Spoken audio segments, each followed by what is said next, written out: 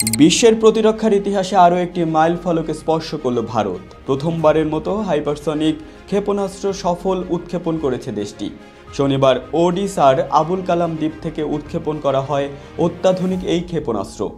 ভারতের প্রতিরক্ষা মন্ত্রী রাজনাথ সিং এই সফলতার কথা জানিয়ে বলেছেন, দূরপাল্লার হাইপারসনিক ক্ষেপণাস্ত্র পরীক্ষার মধ্য দিয়ে ভারত প্রতিরক্ষায় বড় মাইল ফলক অর্জন করেছে। এর মাধ্যমে ভারত যুক্ত হলো যুক্তরাষ্ট্র, রাশিয়া, চীন ও উত্তর কোরিয়ার মতো দেশের তালিকায়। হাইপারসনিক ক্ষেপণাস্ত্র অত্যাধুনিক প্রযুক্তিতে তৈরি একটি বিপ্লবী অস্ত্র।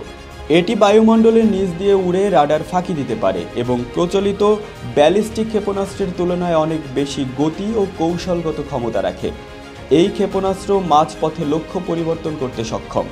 এই ক্ষেপণাস্ত্র প্রযুক্তি আগে থেকেই ছিল যুক্তরাষ্ট্র, রাশিয়া, চীন ও উত্তর কোরিয়ার দখলে। এবার তাদের তালিকায় যুক্ত হলো ভারত।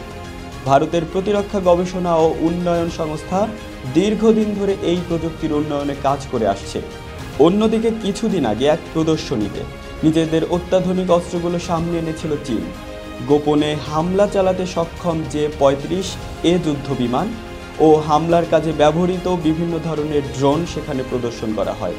এছাড়া প্রথমবারের মতো সামনে আনা হয় HKU-19 ক্ষেপণাস্ত্র ব্যবস্থা। ব্যালিস্টিক ক্ষেপণাস্ত্র ও হাইপারসনিক আকাশযান ধ্বংস করতে HKU-19 নকশা করা হয়েছে।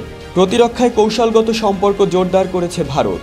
যুক্তরাষ্ট্র, জাপান ও অস্ট্রেলিয়ার সঙ্গে কোয়াড জোটের অংশ হিসেবে ভারত আধুনিক প্রযুক্তি অর্জনে মনোযোগী। পাশাপাশি রাশিয়ার বড় অস্ত্র ক্রেতা হিসেবে S-400 আকাশ প্রতিরক্ষা ব্যবস্থা কিনেছে ভারত।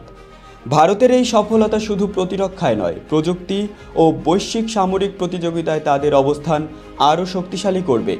ভারত আজ নিজেকে প্রমাণ করল, প্রযুক্তিগত উদ্ভাবনে তারা আরও উচ্চতায় পৌঁছতে প্রস্তুত।